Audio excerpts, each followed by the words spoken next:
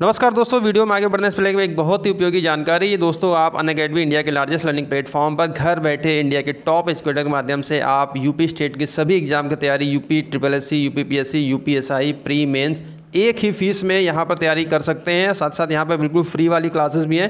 पहले आप फ्री वाली क्लासेस का एक्सपीरियंस लीजिए, आपको लगता है कि हमारे लिए उपयोगी है तो आप पेड क्लासेस भी ले सकते हैं, जहाँ पर ये रेफरल कोड है दीपक लाय, जिसका एंटर करने पर आपको 10% का डिस्काउंट मिलेगा। ज़्यादा जानकारी के लिए वीडियो डिस्क्रिप्शन बॉक्स में चेक करें, वहाँ पर मेरी प्रोफाइल का लिंक है, जहाँ पर मेरी फ्री वाली क्लासेस भी हैं। क्लासेस जरूर देखिए। चलिए आज की वीडियो में आगे बढ़ते हैं। स्वागत है दोस्तों आप सभी का फिर से एक और ज़बरदस्त हिंदी के मॉक टेस्ट में। तो चलिए पहला प्रश्न है आप सभी के सामने, देखिए विराम चिन्हों से यह किस विराम चिन्ह का द्योतक है। आप देख सकते हैं दोस्तों, ये अगर हम देखें तो इंग्लिश में इसे कहा जाता है सेमीकोलन, और हिंदी में इसे क्या कहते हैं दोस्तों, हिंदी में इसे कहा जाता है अर्धविराम। ध्यान रखेंगे, अर्धविराम कहा जाता है। और अर्धविराम वहाँ पर होता है जहाँ पूर्ण विराम की अपेक्षाकृत कम समय का ठहराव हो। पूर्ण विराम आप जानते हैं ये खड़ी पाई होता है, पूर्ण विराम हो गया। और अल्प विराम की बात करें तो दोस्तों जो कॉमा लगता है वह अल्प विराम होता है। इस बात का ध्यान रखेंगे। विराम चिन्हों से ज़बरदस्त प्रश्न आपसे पूछे जाते हैं एग्जाम में। चलिए ये भी आपका विराम चिन्ह से यह किस चिन्ह का द्योतक है भाई। चलिए बताइए, ये जो आपका उल्टा वी लिखा हुआ है किस चिन्ह का द्योतक है। बहुत बार एग्जाम में पूछे जाते हैं, और जितने भी इंपॉर्टेंट क्वेश्चन होते हैं आपको हम अपने यूट्यूब चैनल के माध्यम से वीडियोस प्रोवाइड कराते हैं मॉक टेस्ट की, और इसकी पूरी प्लेलिस्ट क्रिएट है। नीचे वीडियो डिस्क्रिप्शन बॉक्स में लिंक है, उस लिंक पर जाकर पिछली जितनी भी वीडियोस मैंने बनाई है, करीब 7-8 सीरीज है, 8वीं सीरीज है, वहाँ देख सकते हैं। तो दोस्तों ये क्या है, ये हंस पद है। हंस पद क्या होता है, जब कभी हम वाक्य में लिखते समय कुछ शब्दों को हम लिखना भूल जाते हैं और फिर बाद में जब उसको देखते हैं कि यार यहाँ मिस्टेक, यहाँ लिखना भूल गए, तो आप क्या कहते हैं कि हंस पद लगा के उसको आप ऊपर लिख देते हैं। ठीक है, तो इसे कहा जाता है हंस पद। ऑप्शन नंबर यहाँ पर क्या हो जाएगा, सी करेक्ट हो जाएगा। अगला प्रश्न देखिए, जब वाक्य में किसी का कथन अपने मूल रूप में प्रस्तुत होता है वहाँ किस चिन्ह का प्रयोग होता है। तो दोस्तों जब वाक्य में किसी का कहा हुआ कथन ज्यों का तो अगर हमें वहाँ लिखना होता है तो हम क्या करते हैं, अवतरण चिन्ह या उद्धरण चिन्ह यहाँ पर क्या कहते हैं, जो कि आपका क्या होता है, ये आपका कह सकते हैं सिंगल कोट और डबल कोट। यहाँ पर अगर देख सकते हैं तो इस प्रकार से यहाँ पर ये क्या कहा जाता है, यहाँ पर इसको उद्धरण चिन्ह के माध्यम से या अवतरण चिन्ह के माध्यम से हम प्रस्तुत करते हैं। चौथा प्रश्न दोस्तों आप सभी के सामने देखिए, हिंदी भाषा का प्रथम प्रमाणिक ग्रंथ कौन सा है। यहाँ पर आपसे पूछा जा रहा है, बहुत ही महत्वपूर्ण प्रश्न है, अक्सर एग्जाम में पूछे जाते हैं। हिंदी भाषा का दोस्तों प्रथम प्रमाणिक ग्रंथ है आपका पृथ्वीराज रासो, और इसके लेखक कौन है, चंद्रबरदाई हैं। चलिए पाँचवें प्रश्न की ओर बढ़ते हैं। ब्रज भाषा का विकास किस अपभ्रंश से हुआ है। ब्रज भाषा का विकास किस अपभ्रंश से हुआ है, बहुत ही महत्वपूर्ण प्रश्न है दोस्तों, ये आपका शोर सैनी। ध्यान रखेंगे, ब्रज भाषा का विकास किससे हुआ है, शोर सैनी से हुआ है। और दोस्तों यहाँ पर ध्यान देने वाली एक ये बात है कि ब्रज भाषा क्या है, किस हिंदी के अंतर्गत आती है, आपकी पश्चिमी हिंदी के अंतर्गत आती है, और शोर सैनी अपभ्रंश पश्चिमी हिंदी की उपभाषा के अंतर्गत है। और वहीं पूर्वी हिंदी की बात करें जिसमें आपके अवधी बघेली छत्तीसगढ़ी, वह आती है अर्धमागधी। ध्यान रखेंगे, ठीक है। चलिए अगले प्रश्न की ओर बढ़ते हैं। अगला प्रश्न यहाँ देखते हैं, छठा प्रश्न है, छत्तीसगढ़ी किस भाषा की बोली है।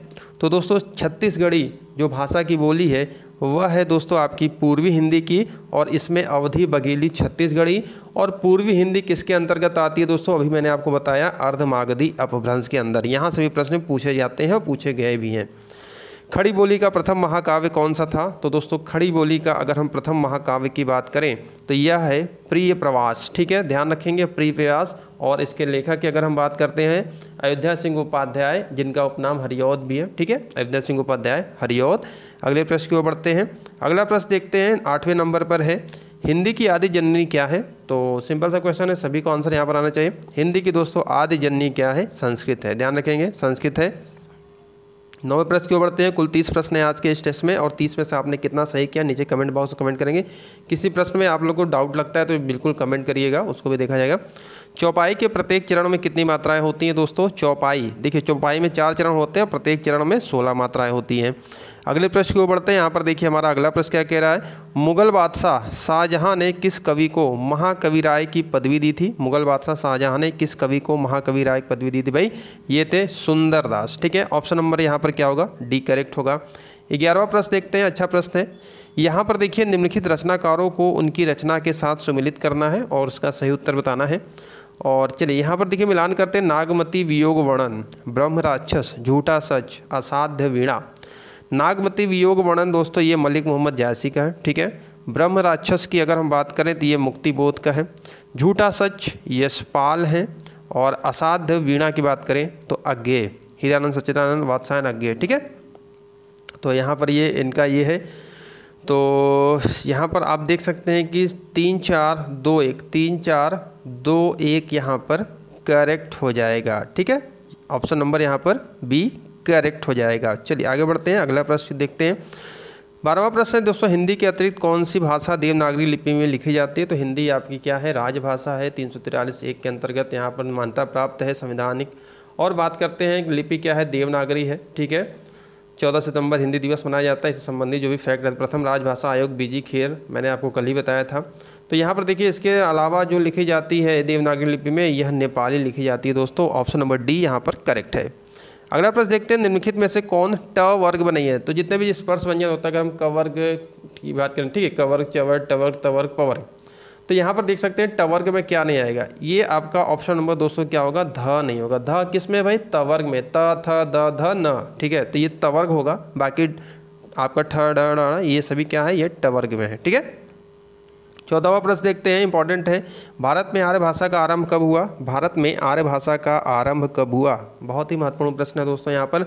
तो देखिए भारत में आर्य भाषा का आरंभ माना गया है 1500 ईसा पूर्व के आसपास, ठीक है। ऑप्शन नंबर बी यहाँ पर करेक्ट होगा। अगला प्रश्न देखिए, मानक हिंदी का आधार क्या है दोस्तों? मानक हिंदी का आधार यहाँ पर आपको बताना है। तो दोस्तों मानक हिंदी का आधार क्या है, खड़ी बोली है। और खड़ी बोली के जनक किसे माना जाता है? अमीर खुसरो को, ठीक है। अमीर खुसरो को यहाँ पर माना जाता है। और इनसे इनके जन्म स्थान से प्रश्न बनता है। तो अमीर खुसरो का जन्म स्थान क्या है? कासगंज पटियाली है। यहाँ पर ध्यान रखेंगे, पुरानी किताबों में एटा लिखा मिलेगा, लेकिन एटा का जब विभाजन हुआ तो वह हिस्सा कासगंज पटियाली जो आपका कासगंज में चला गया, तो उसको अपडेट कर लीजिएगा। यहाँ से भी प्रश्न आते रहते, इसलिए मैंने ये तथ्य आपको बताया। यहाँ पर निम्नलिखित निबंध को निबंधकार के साथ मिलाइए। चलिए अच्छा प्रश्न है, निबंध है, उनके निबंधकार हैं। पगडंडियों का जमाना, रसात्मक बोध के विविध रूप, मेरे राम का मुकुट भीग रहा है, विवाह योग। तो यहाँ पर दोस्तों जो सही जवाब होगा, देखिए पगडंडियों का जमाना, हरिशंकर परसाई, ऑप्शन नंबर 4 यहाँ पर से। रसात्मक बोध के विविध रूप, आचार्य रामचंद्र शुक्ल। 4-1 मेरे राम का मुकुट भीग रहा है, ये विद्यानिवास मिश्र, यहाँ पर ये मैच है। और इसके बाद बात करते हैं विवाह योग, गुलाब राय। तो सही जवाब आपका दोस्तों बना 4-1-3-2 और 4-1-3-2। आप यहाँ पर देख सकते हैं कि ऑप्शन नंबर डी यहाँ पर करेक्ट है, ठीक है। अगला प्रश्न देखते हैं, निम्नलिखित में से कौन सा संयुक्त स्वर है? तो इनमें से देखिए ऐसा कौन सा वर्ग है जिसमें सभी संयुक्त स्वर हैं?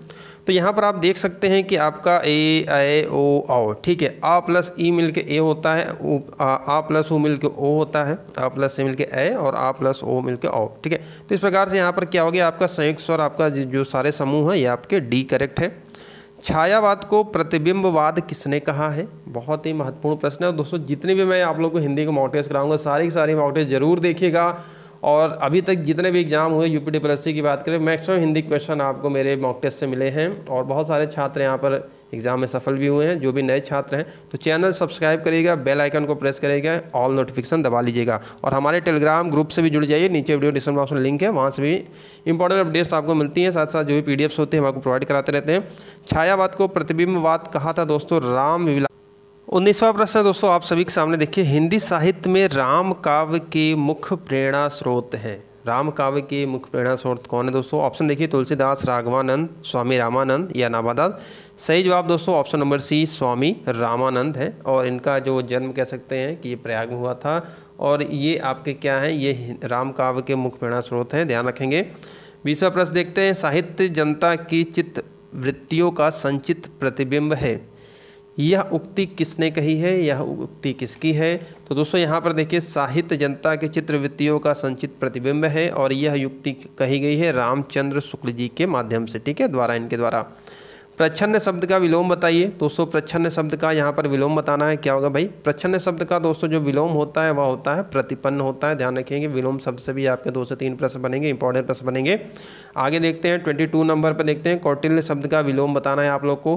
कौटिल्य शब्द का विलोम क्या हो जाएगा? तो दोस्तों कौटिल्य शब्द का विलोम होता है आर्जव, ध्यान रखेंगे। कौटिल्य का क्या होता है? आर्जव होता है। अगला प्रश्न देखते हैं, अंक शब्द का अनेकार्थी शब्द नहीं है। तो दोस्तों अनेकार्थी शब्द यानी एक ही शब्द के कई अर्थ निकलते हैं, ठीक है। तो यहाँ पर है, और यहाँ पर देख सकते हैं अंक, अंक का देखिए क्या होता है, संख्या भी होती है, गोद भी होता है, नाटक का एक भाग होता है, एक अंग होता है, जबकि पृथ्वी यहाँ पर नहीं है। पृथ्वी की अगर दोस्तों बात करें तो धाय माता, उपमाता, इस प्रकार से यहाँ पर इसके आपके अनेक शब्द, अनेकार्थी शब्द होते हैं। अगले प्रश्न की ओर बढ़ते हैं। अगला प्रश्न यहाँ पर देखते हैं दोस्तों, हमारा 24 नंबर पर है। अविकारी शब्द क्या होता है? तो दोस्तों अविकारी शब्द ऐसे शब्द जिनमें लिंग वचन कारक के द्वारा कोई परिवर्तन नहीं होता है, वह अविकारी कहलाते हैं। और यहाँ पर देखिए ये अव्यय कहलाते हैं। ठीक है, ऑप्शन नंबर यहाँ पर सी करेक्ट हो जाएगा। कहावत शब्द में प्रयुक्त प्रत्यय बताना है आप लोग को। कहावत शब्द में प्रयुक्त प्रत्यय है तो दोस्तों कहावत का यहाँ पर है आवत, आवत हो जाएगा। ऑप्शन नंबर यहाँ पर डी करेक्ट हो जाएगा। अगले प्रश्न की ओर बढ़ते हैं। अगला प्रश्न देखिए यहाँ पर हमारा क्या कह रहा है, किस वाक्य में क्रिया सकर्मक तथा अकर्मक दोनों हो सकती है? बहुत ही अच्छा प्रश्न है। चलिए बताइए, यहाँ पर वाच्य अगर आपने पढ़ा होगा तो किस वाच्य में क्रिया सकर्मक और अकर्मक दोनों हो सकती है? दोनों की संभावना हो सकती है, सकर्मक भी हो सकती है, अकर्मक भी हो सकती है। तो यहाँ पर दोस्तों ये क्या है, ये कर्तवाच्य है। ऑप्शन नंबर बी यहाँ पर करेक्ट हो जाएगा। चलिए अगला प्रश्न देखते हैं। 27 नंबर सीरियल पर है, किस वाच्य में क्रिया केवल सकर्मक होती है? अब यहाँ पर बताना है आप लोग को, केवल सकर्मक होती है किस वाच्य में क्रिया? तो दोस्तों इसमें जो आता है सकर्मक ये होती है, अब केवल कर्मवाच्य में होती है, ध्यान रखेंगे, कर्मवाच्य में होती है। 28वां प्रश्न देखते हैं। ऐसा लगा मानो बम फटा हो, वाक्य में कौन सा अव्यय है? तो दोस्तों ऐसा लगा मानो बम फटा हो, यहाँ पर आप देख सकते हैं कि बम फटा, एक उसके प्रकार का बात कर सकते हैं, उससे देख सकते हैं। तो यहाँ पर क्या आ रहा है, स्वरूप बोधक। ऑप्शन नंबर यहाँ पर क्या बनेगा, स्वरूप बोधक होगा। ऐसा लगा मानो बम फटा। ठीक है, तो ऑप्शन नंबर ए करेक्ट होगा। 29 के देखते हैं। शांत रस का स्थायी भाव यहाँ पर आप लोग को बताना है। शांत रस, तो रसों के स्थायी भाव से प्रश्न आते हैं आपके, और हिंदी में आपके जो कुल रस माने गए 9 माने गए हैं। ठीक है, बाद में 2 रस जो 11 है, तो 9 और 11 ऑप्शन रहेगा। तो मैं पहले बता चुका, आप लोग 9 कहेंगे और 11 रहेगा तो केवल, तो 11 लगा के आएंगे। तो यहाँ पर देखिए आपका जो सही जवाब है, शांत रस का स्थायी भाव है निर्वेद। ठीक है, ध्यान रखेंगे, निर्वेद है। अगले प्रश्न को बढ़ते हैं। चलिए यहाँ पर देखिए क्वेश्चन नंबर 30 है, आखिरी प्रश्न। और डेली मैं आप लोग को मॉक टेस्ट दे रहा हूँ, और जो भी नए छात्र हैं प्रीवियस वीडियो जरूर देखिएगा, बहुत ही हेल्पफुल है आप सभी के लिए। निस्दिन बरसत नयन हमारे, इस पंक्ति में किस रस का वर्णन है? निस्दिन बरसत नयन हमारे, दोस्तों इसमें आप देख सकते हैं कि श्रृंगार रस का है, और श्रृंगार में भी कौन सा है, वियोग श्रृंगार रस। ठीक है, वियोग है, वियोग श्रृंगार रस है। तो यहाँ पर ये आपका क्या हो जाएगा, ऑप्शन नंबर डी करेक्ट हो जाएगा। तो ये था दोस्तों आज के हिंदी का मॉक टेस्ट, और कुल 30 प्रश्न हमने आपको टेस्ट कराए हैं। कितने आपके सही हुए नीचे कमेंट बॉक्स जरूर कमेंट करेंगे, और वीडियो को लाइक और शेयर करना मत भूलिएगा। तो अभी के लिए इतना ही, मिलते हैं नेक्स्ट वीडियो में। Thank you.